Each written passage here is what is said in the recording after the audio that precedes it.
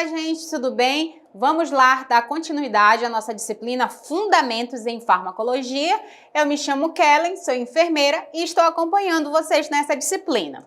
E hoje o tema da nossa aula vai ser o seguinte: farmacologia e os tópicos especiais. Vamos falar sobre vacinas, imunoglobulinas e administração de medicamentos.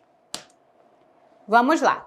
As vacinas, lá no tópico 1, vamos falar das imunoglobulinas e vacinas. As vacinas e os produtos biológicos relacionados formam um grupo importante de agentes que interligam disciplinas como microbiologia, infectologia, imunologia e imunofarmacologia.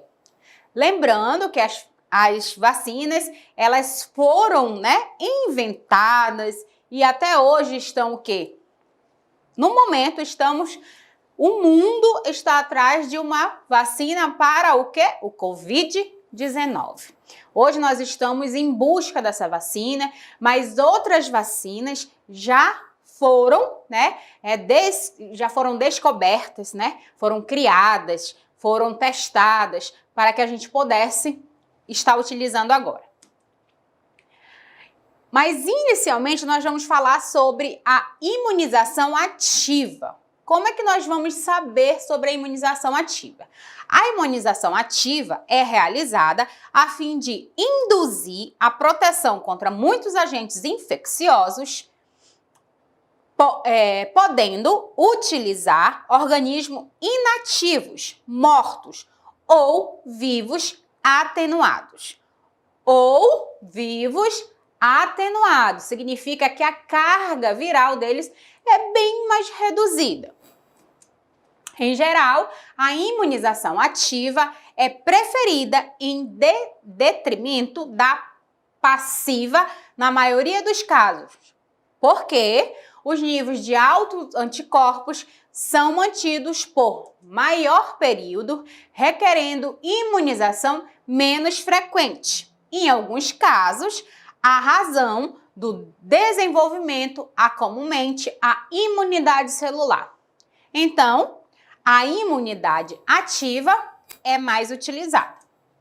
Entretanto, a imunização ativa requer tempo e, portanto, pode ser inativa no momento de uma exposição específica.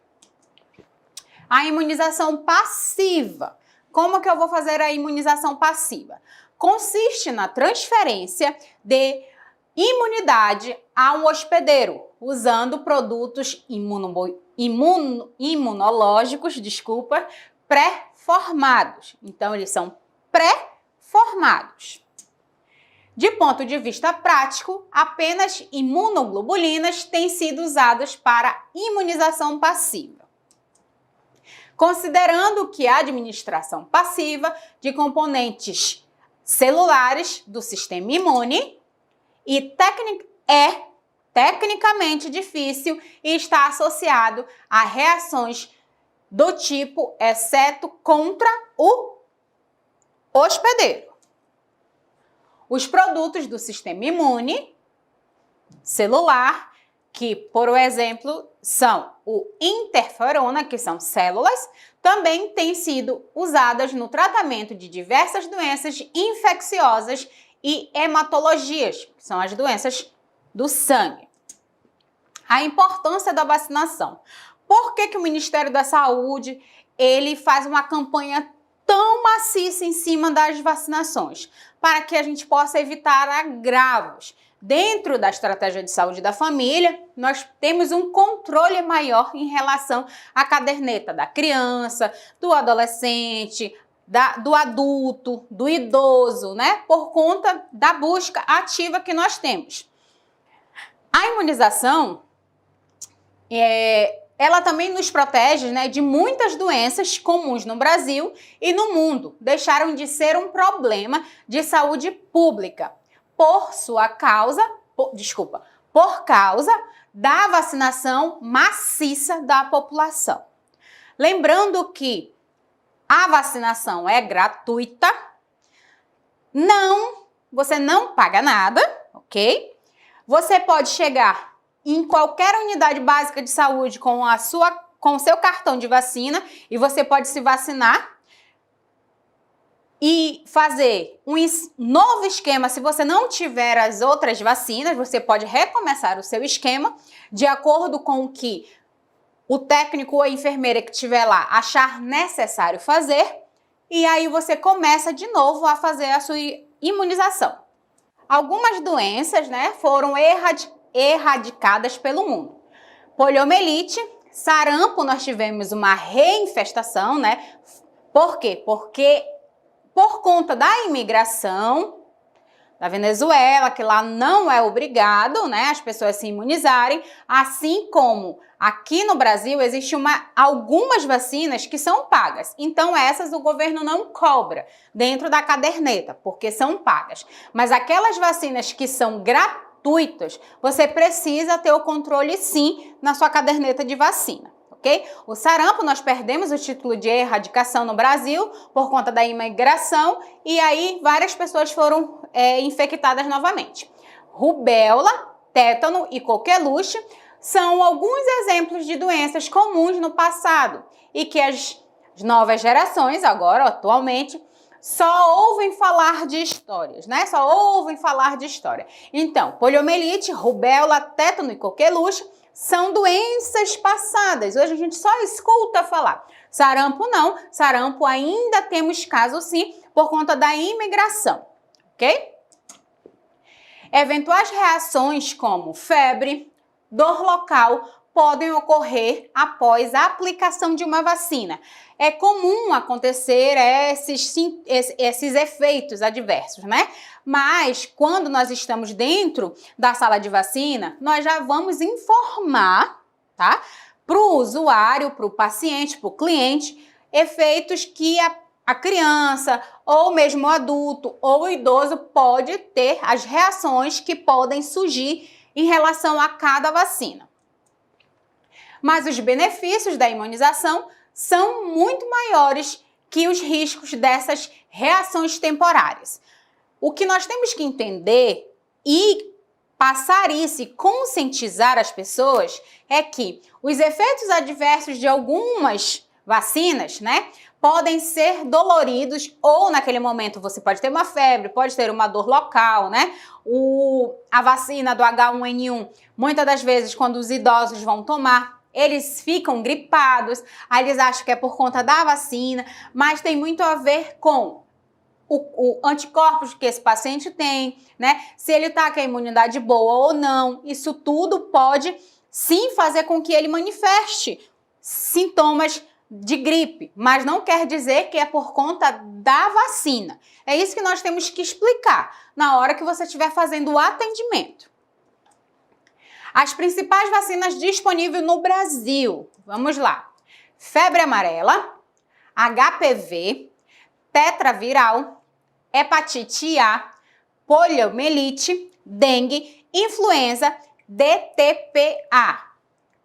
Essas são as vacinas que estão disponíveis, ok? Dentro da unidade básica de saúde, você pode ir lá com a sua caderneta de vacina e ir lá na sala de vacina e atualizar a qualquer momento no horário em que o posto e a unidade básica estiver funcionando, né? Hoje nós temos unidades funcionando fora do horário normal por conta da pandemia que estamos vivendo e é muito importante que nós estejamos com a nossa caderneta de vacinação em dia, principalmente os profissionais da área da saúde. Lá no tópico 2, nós vamos falar sobre a administração de medicamento. Lembrando que nós tivemos aulas anteriores falando sobre o manuseio sobre o medicamento, as formas de evitar erros, né? Nós já tivemos essa aula. Vamos falar lá sobre a administração de medicamento. A administração de medicamento é uma das atividades do enfermeiro, técnico e auxiliar de enfermagem e constitui seguramente uma das maiores responsabilidades profissionais da equipe de enfermagem. Olhem só a responsabilidade que nós temos em nossas mãos. Nós vamos medicar esse paciente. Lembrando que a equipe de enfermagem, que é composta pelo enfermeiro, técnico de enfermagem e auxiliar de enfermagem, é responsável por 80% da qualidade, tá? De cuidado desse paciente dentro de qualquer unidade. Por quê? Porque nós é que vamos estar lá, o quê? Dando a nossa assistência para esse paciente o tempo todo, 24 horas. Está prevista por lei e é uma das práticas mais frequentes no cotidiano. Lembrando que a medicação ela é de suma importância para um bom prognóstico do nosso paciente. É por isso que é tão grande a nossa responsabilidade em ter um cuidado, em ter o quê? Um zelo em relação a essa prática de administração de medicação. É um processo complexo, é um procedimento muito complexo que exige o cumprimento de várias etapas. Pela farmácia, o aprazamento é quando nós vamos pegar a receita e aí nós vamos aprazar de quanto em quanto tempo o paciente tem que tomar tal medicação e nós vamos colocar lá no prontuário do paciente. O preparo da medicação aos pacientes pelos profissionais de enfermagem, o monitoramento individual do paciente e a anotação minuciosa no seu prontuário. Vamos lá. Eu vou lembrar a vocês. Medicação, ela só pode ser administrada por mim se eu preparar a medicação. Se eu não preparar a medicação, eu não administro para segurança minha e segurança do cliente, do paciente.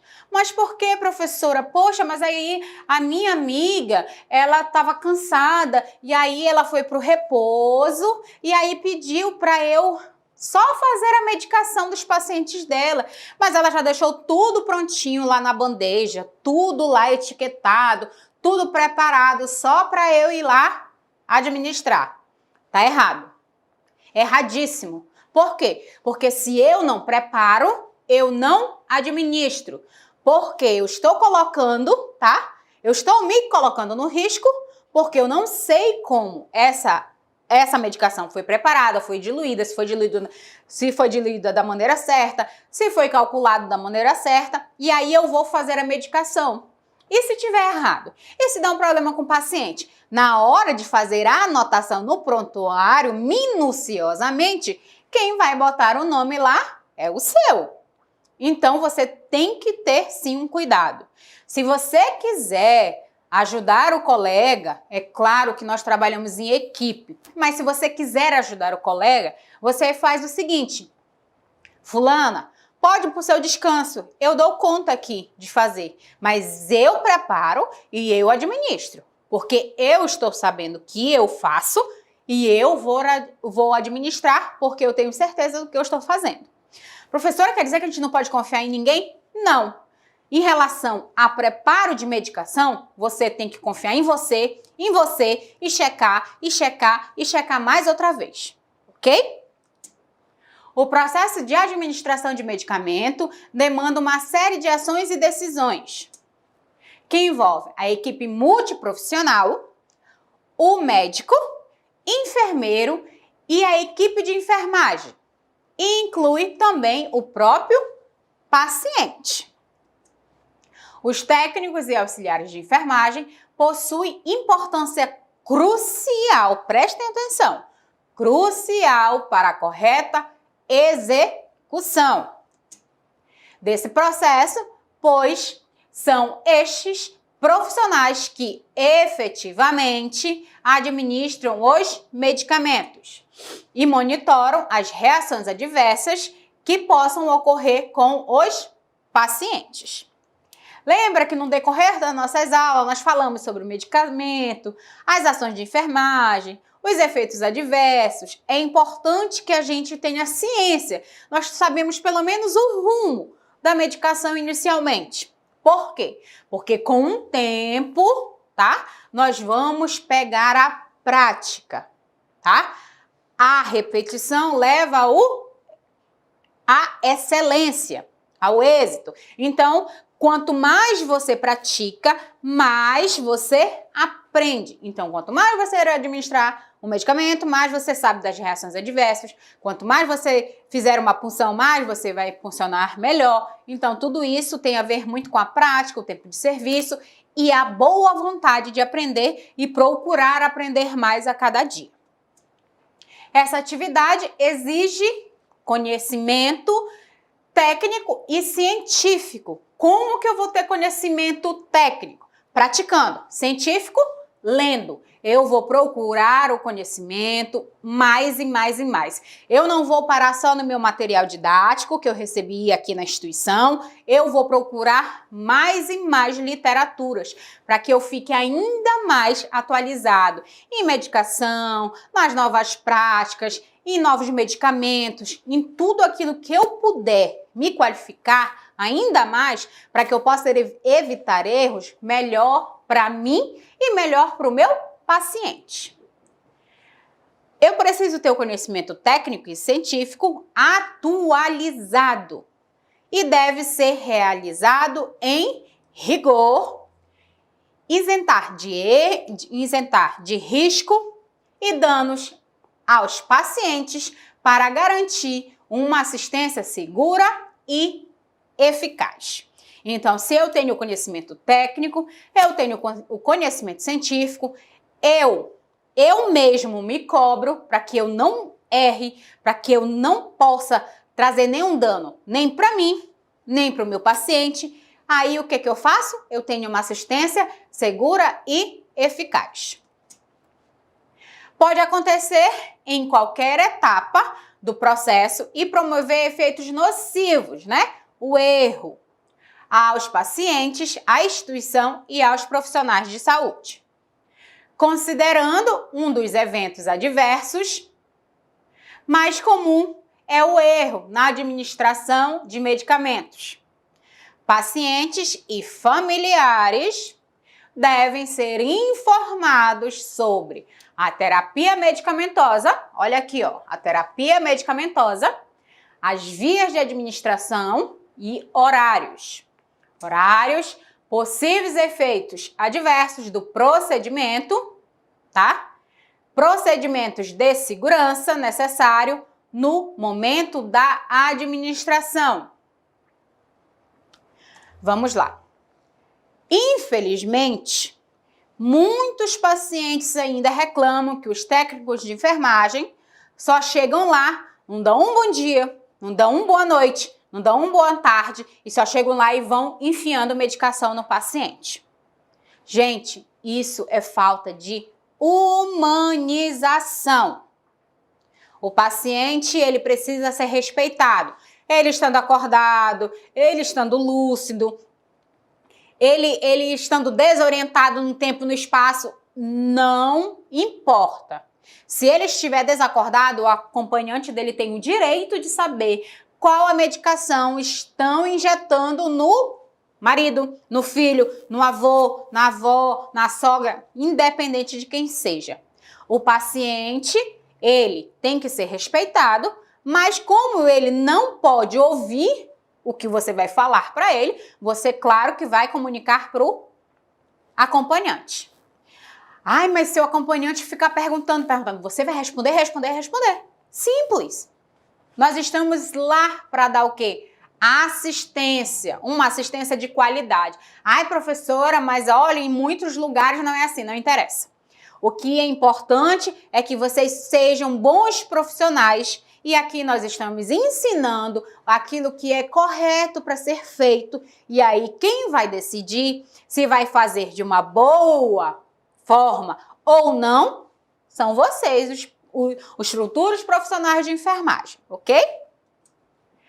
Primeiro, né, na administração da medicação, nós vamos checar o nome, o número do prontuário, o número na pulseira de identificação. Como é que eu vou fazer? Eu tenho que observar se o número do prontuário está certo do paciente, se o nome do paciente está certo, para eu não errar na hora da administração. Já pensou se eu administro um soro glicosado num paciente diabético que está descompensado? Eu vou matar o paciente. Por quê? Porque simplesmente eu não chequei. Eu não perguntei para a pessoa que estava do lado, porque eu não queria conversar, porque se eu falar com esse acompanhante, ele vai já me perguntar milhões de coisas, então não vou nem falar nada. Porque se eu falar alguma coisa, não pode, gente, por favor. No início nós falamos que é uma responsabilidade muito grande em cima da equipe de enfermagem. Por quê? Porque nós vamos medicar esses pacientes. Muitas das vezes a vida do paciente depende da gente. Por quê? Porque a medicação quem vai fazer somos nós, a equipe de enfermagem. Então nós temos que ter uma responsabilidade acima de qualquer um em relação a esses procedimentos que vão ser realizados. Também devem ser encorajados, prestem atenção, encorajados a questionar o profissional de saúde a qualquer momento, caso tenham dúvidas. Quem nós temos que encorajar? Os acompanhantes. Os acompanhantes nós temos que falar, olha, se o senhor tiver qualquer dúvida em relação à medicação que nós estamos administrando, no seu esposo, na sua esposa, no seu filho, a senhora pode perguntar, a senhora fique à vontade, ok? Nós estamos aqui para ajudar. Isso é que é humanização, é empatia, é você se colocar no lugar do outro, lembrar que um dia pode ser você. Um dia pode ser você que está de acompanhante do seu filho. Você pode ser acompanhante do seu pai, acompanhante do seu marido. Você pode estar com o seu amor ali naquele momento. Então, lembrando sempre que nós estamos cuidando do amor de alguém. Sobre o medicamento ou o processo, além de alertar caso percebam possibilidades da ocorrência de um erro. É tão importante que a gente fale com os acompanhantes ou até mesmo com o paciente, se ele estiver responsivo, porque vamos lá que, por um acaso, troca-se a bandeja, tá? Por um acaso, pode acontecer. Todo mundo é ser humano, passivo de erros, né? Por um acaso, nós trocamos a bandeja. Dentro lá, nós vamos preparar a medicação, a gente anota, tá? Fulano de tal, lá pra gente saber quem é, pra identificação. E aí eu vou medicar o outro paciente, chego lá, oi, dona Maria, tudo bem com a senhora? Tudo bem, conversa normalmente, como passou a noite, a senhora tá melhor e tudo. Vamos lá, eu vou fazer sua medicação. Olha, eu vou aplicar tal medicação. Aí eu olho. Dona Maria, a senhora sabe se o médico mudou sua medicação?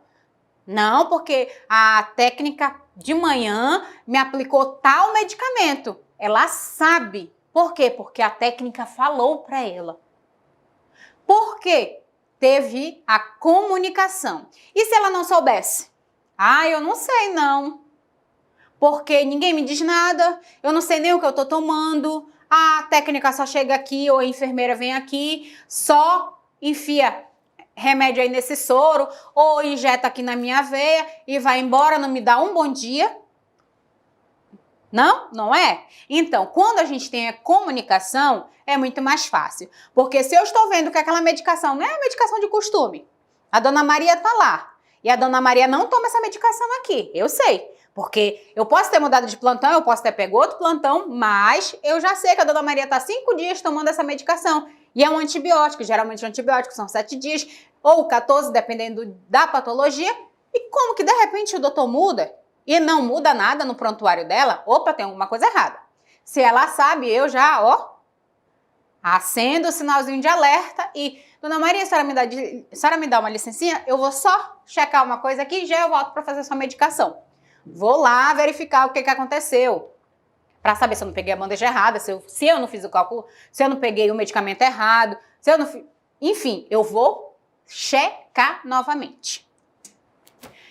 Principais envolvidos no processo de administração de medicação. Quem são os principais envolvidos? Vamos lá. Na classificação, quem prescreve? Médico e enfermeiro, responsabilidade. Fornecer a prescrição do medicamento como nome, dosagem, via e frequência verbal, por telefone ou pessoalmente ou por escrito. As solicitações prescritas são lançadas no prontuário, no formulário, no pedido do médico ou no receituário legal, carimbado e assinado. Professora, eu nunca soube que enfermeiro prescreve. Prescreve. Dentro da estratégia de saúde da família, nós podemos prescrever as medicações que estão dentro do protocolo, tá? Do município, que estão lá para os enfermeiros, que são aqueles medicamentos que nós tratamos. Saúde da mulher, saúde da criança, que são aqueles medicamentos que são liberados. Claro, se estiver dentro do protocolo, nós podemos sim fazer a prescrição. Lembrando que esses medicamentos que nós vamos prescrever só podem ser retirados dentro da farmácia da unidade básica de saúde. Diferente dos medicamentos que os médicos prescrevem, que podem ser retirados tanto dentro da farmácia do posto, como ser comprado em qualquer farmácia, ok? Quem dispensa esse medicamento? Quem vai entregar esse medicamento? Farmacêutico, rotula e ele vai fazer a dispensação do medicamento correto, de maneira precisa, como miligramagem correta e forma. Geralmente uma quantidade é dispensada e repetida de acordo com a política do local ou como está prescrito na prescrição legal. Mas professora, poxa, eu fui lá no posto e aí o enfermeiro me deu certinho, o farmacêutico me deu certinho os remédios, não me deu um sobrando, não me deu um a mais. Mas para que se quer um medicamento a mais? Principalmente quando é antibiótico, nós já vamos dar, o farmacêutico já vai entregar certinho, contado no dia, se for caixa de embalagem padrão, que vem vários medicamentos dentro de uma caixa padrão, às vezes até se corta a medicação, vai entregar certinho um comprimido para o paciente tomar. Porque antibiótico não pode ser tomado assim de qualquer jeito, a qualquer hora. Ai, tossi, quero tomar. Ai, deu uma dor de cabeça, vou tomar um antibiótico. Não pode. Ok? Nós vimos isso nas aulas anteriores. Para administrar, vamos lá, enfermeiro e técnico de enfermagem. Essa tabelinha aqui está no material didático de vocês, ok? Assegurar o medicamento correto, na quantidade correta e pela via correta. Foi prescrito e dispensado para o paciente certo. O enfermeiro e o técnico também são responsáveis pela administração da medicação correta, na quantidade correta, pela via correta, no horário correto e o paciente correto. Olha a nossa responsabilidade. É por isso que nós temos que ter o quê? Muita atenção quando formos administrar a medicação e preparar a medicação. Lá no tópico 3, nós vamos falar sobre a prescrição de medicação. Vamos lá. Nas instituições de saúde, as solicitações de medicação são escritas no formulário de prescrições médicas, no prontuário de cada cliente. Quando nós pegamos o prontuário do paciente, né? Lá tem escrito todo o medicamento que ele já tomou, tudo que o médico já passou, nós vamos saber anteriormente ou no momento, tá? Todas as prescrições devem ser escritas de maneira clara e legível. Nós já temos, tá, uma lei agora que ampara, porque antes eram os garranchos que a gente pegava nas receitas que ninguém entendia e hoje também as receitas já podem ser o quê? Digitalizadas.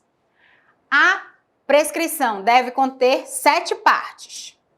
O nome do paciente, data e hora em que a prescrição foi escrita, nome do fármaco a ser administrado, a dosagem, a via de administração e informações específicas a respeito, hora de administração e frequência.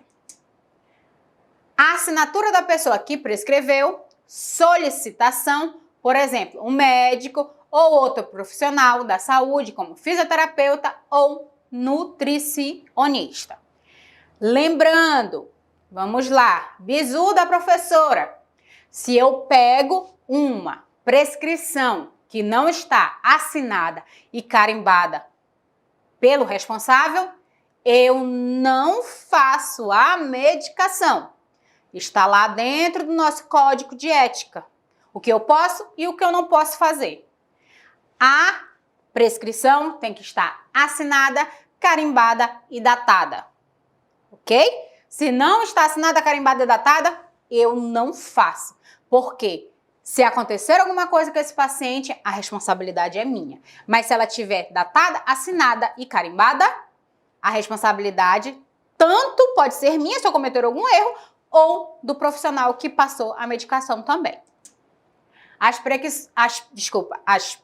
prescrição de fármacos fora da instituição de atendimento agudo também deve ser específicas, se for genérico ou nome de marca. É usado a quantidade a ser administrada e quantas vezes a prescrição deve ser repetida. Então, fora da instituição, lá dentro de um consultório particular, o médico ele tem que prescrever a medicação exatamente legível, claro, de forma bem objetiva, para que o paciente possa entender o uso da medicação. Se o enfermeiro achar que a solicitação está errada, é responsável por questioná-la. Prestem atenção. Se eu, como enfermeiro, tá? O técnico de enfermagem chega comigo e fala assim, enfermeira, é o seguinte, essa medicação aqui, ela não pode ser tomada por alguém com hipertensão. Mas o doutor passou. A senhora não acha que é melhor a gente ir lá perguntar para o doutor se ele não se equivocou na prescrição? Então a enfermeira vai lá, ó, e fala com o doutor. Pergunta, por que ele está passando aquela medicação? Porque, né, não é muito comum usar essa medicação para pacientes que são hipertensivos. E aí o médico vai explicar a razão que ele está passando aquela medicação, ou até mesmo ele pode ter se equivocado, como qualquer ser humano. O erro pode estar em qualquer parte da solicitação e o enfermeiro deve esclarecer a dúvida com a pessoa que escreveu.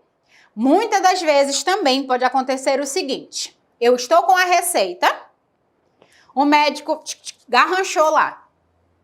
O médico, o fisioterapeuta, o nutricionista, independente de qual for o profissional, não escreveu da forma legível. Eu não consigo identificar que medicação é essa aqui. Aí eu fico, é dipirona, é amoxicilina, azitromicina. Eu não sou adivinha. Eu tenho que ter uma prescrição que eu consiga entender e compreender para que eu possa fazer o preparo e a administração daquela medicação. Por quê? Porque eu vou administrar num ser humano, então eu preciso ter a certeza do que eu estou fazendo. A conversa deve ser documentada no prontuário do paciente, tá? Se o médico ou o nutricionista ou o fisioterapeuta mudar a medicação ou achar que aquela medicação pode ser usada assim mesmo, com todos os motivos que eu falei, eu vou lá e dizer, fulano de tal orientou que o uso, vou lá escrever, vou assinar e vou carimbar. Eu já estou respaldada. Se acontecer alguma coisa com esse paciente, opa, eu avisei.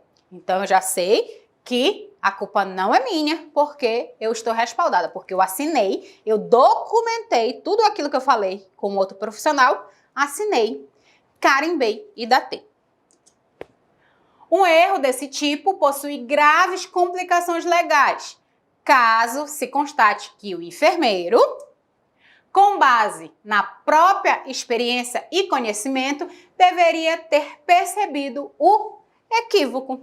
Então, quando eu sei que está errado e eu não falo, eu estou o quê? Errando junto com o meu parceiro, com o meu companheiro de profissão, com o meu colega. Então, eu como enfermeira, eu tenho obrigação de chegar lá, claro, sempre com muita educação, tá? Sempre sabendo usar as palavras. Olha, fulana, ciclano, eu acho que o senhor se equivocou aqui. Ou o senhor está entrando com outra metodologia, né? Com outra forma de medicar. Então, eu queria que o senhor me explicasse para eu ter certeza do que eu estou fazendo. Tudo com muita educação e sempre dentro da ética profissional. Tipos de prescrição. Vamos lá. As medicações são prescritas de maneiras diferentes, dependendo da finalidade. Podem ser prescritas imediatamente, como dose única, programada ou conforme necessidade. Sempre que tiver S/N, se necessário. As prescrições imediatas são as que devem ser administradas imediatamente, não depois de 1 ou 2 horas. Prescrição de dose única são medicações usadas apenas uma vez. Geralmente são doses de ataque que nós falamos. Prescrições programadas são administradas conforme especificado até a solicitação seja alterada ou cancelada por outra, ou até que o número de dias específicos tenha decorrido. O uso de antibióticos geralmente passam 7 dias, 14 dias, e aí nós vamos ver se o médico vai mudar ou não, ou quando der o dia exato, não, tá aqui, ó, 7 dias, acabou a medicação, não se faz mais. Conforme determinado pela política da instituição de saúde, são usados para manter o nível sanguíneo desejado da medicação. Prescrição conforme necessidade. Prestem atenção nessa abreviação, hein? S/N, se necessário. O médico vai passar lá um medicamento para dor, mas ele vai colocar, vamos lá, dipirona. Aí ele vai colocar lá entre parênteses, S/N. Se o paciente sentir dor, já está lá prescrito, tá? Mas não é para entrar no aprazamento. É só se o paciente sentir dor. Um fármaco, se necessário, é administrado conforme a avaliação do enfermeiro, a condição do cliente exige. Ai, enfermeiro, eu tô com muita dor, eu tô com dor de cabeça, eu tô com isso, eu tô com aquilo. Opa, vamos lá ver no prontuário do paciente se o médico prescreveu alguma medicação para dor. Aí eu vou lá olhar, tem aqui uma medicação para dor, então pode ir lá fazer a medicação no paciente. Se não, eu vou lá atrás com o doutor, vou falar para ele, olha, doutor, a paciente está se queixando de muita dor, assim. O senhor pode prescrever aí uma medicação para dor? Ele prescreve, assina a carimba, a data, me entrega, eu vou lá e anoto no prontuário do paciente, ok? Fora isso, eu não faço. E aí eu coloquei aqui, tá? Um modelo de prescrição para vocês, de prontuário, de prescrição médica, né? Conforme o que foi prescrito pelo médico. Vamos lá. Dieta oral livre, então ele está podendo comer a alimentação normal da unidade hospitalar. Soro fisiológico 100 ml, né? Ele vai ter por 24 horas. Vancomicina, 500 mg, EV de 6 em 6 horas. Fluconazol, 200 mg, EV por 2 dias. Hemogluteste, 4 vezes ao dia antes das refeições. Esquema de insulina regular. Aí tem a quantidade certinha, que vão ser quantas unidades internacionais podem ser administradas nesse paciente. Capotem, que é o captopril, ok? Estamos falando do nome similar. Captotem, de 25 mg, VO, via oral, 3 vezes ao dia. Dipirona, 200 ml, EVOSOS. SOS. Né? Tem uns pacientes, os médicos já colocam outras de abreviação, socorro, se necessário. Plasil, 2 ml, EV, ok? Se apresentar vômito, se apresentar algum tipo de reações adversas decorrentes de outra medicação, tá? Então, essa aqui é um exemplo de prescrição. Eu espero que vocês tenham gostado da nossa aula e na próxima aula nós vamos dar continuidade a esse assunto, ok? Muito obrigado, beijo, tchau!